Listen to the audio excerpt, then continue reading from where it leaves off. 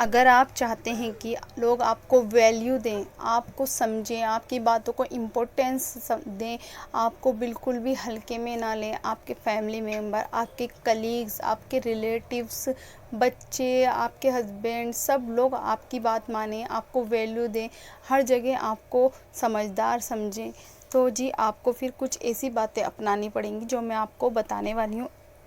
आपको अपना attitude fix करना पड़ेगा। वो एटीट्यूड आप किस तरह से फ़िक्स करेंगे, इसके लिए मैं आपको गोल्डन टिप्स देने वाली हूँ। 7 टिप्स मैं आप लोगों को देने वाली हूँ, जिसके रहते आप अपनी वैल्यूज़, अपनी जो आपकी इज़्ज़त है पूरे जहान में आप बना सकते हैं। जितने भी आपके ख़ानदान वाले हैं, आपके रिश्तेदार हैं, सब में आपकी जो इज़्ज़त है वो ऊपर हो जाएगी। कई बार हम लोगों में क्या होता है कि हम लोग सोचते हैं कि एटीट्यूड रखना बहुत गलत बात है, लेकिन ऐसा नहीं है।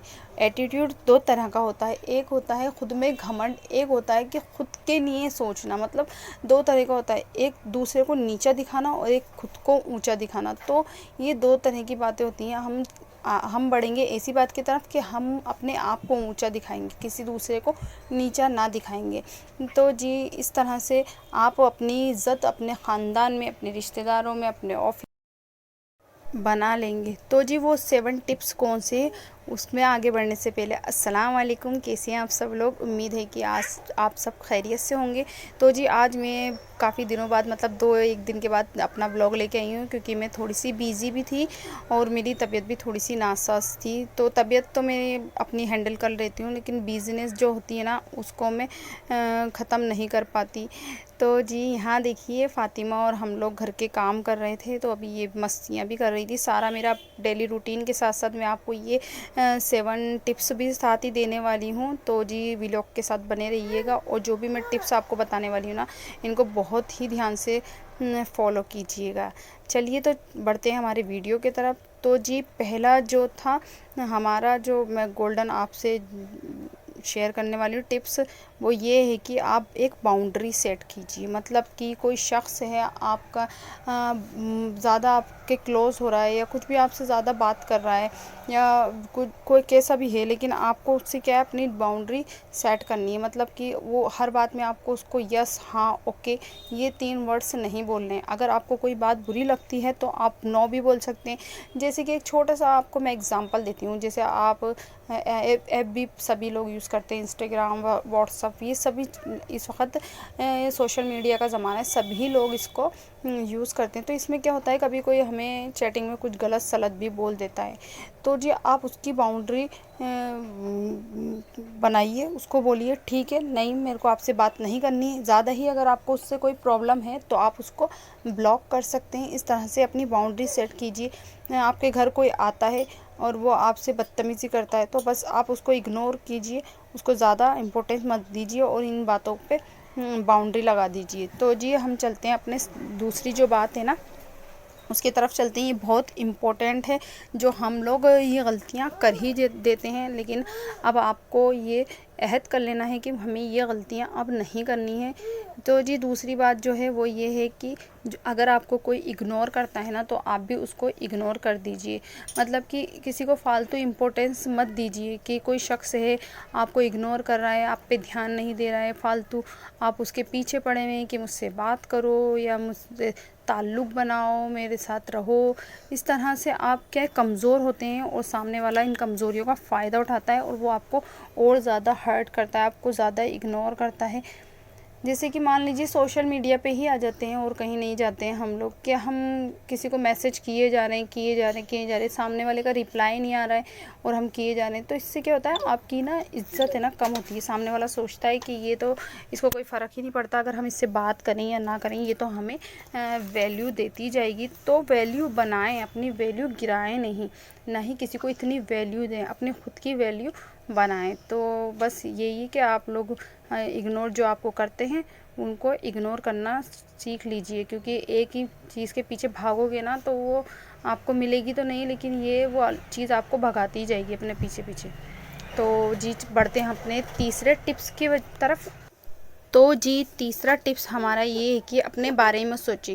सबसे पहले एटीट्यूड अगर आपको अपना फिक्स करना है ना, तो सबसे पहले अपने बारे में सोचना है।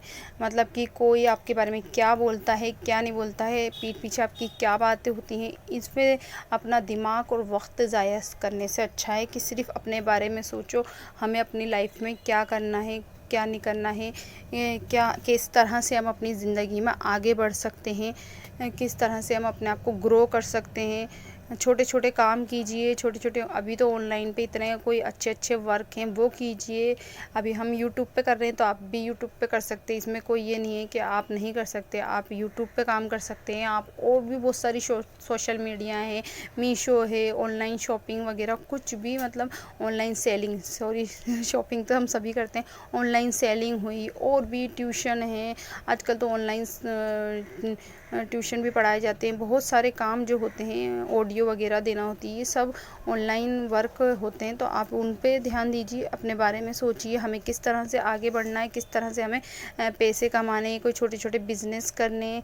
जिस तरह से मैं ये बैंगल्स का बिजनेस करती हूँ, यूट्यूब चलाती हूँ, तो आप लोग भी कुछ भी छोटा मोटा काम कर सकते हैं ताकि आपकी छोटी मोटी इनकम हो। बस अपने बारे में सोचिए, अपने घर वालों के बारे में सोचिए, बाकी और लोग आपके बारे में क्या सोचते हैं, क्या बोलते हैं, इस चीज़ को भूल जाइए। चलिए तो बढ़ते हैं हम अपने चौथे टिप के तरफ। तो जी चौथा टिप हमारा ये था कि बिला वजह माफ़िया मांगना छोड़ दीजिए। मतलब कि जो लोग आपको गलत समझते हैं, उनसे बिना फालतू माफ़िया या एक्सप्लेन करना छोड़ दीजिए।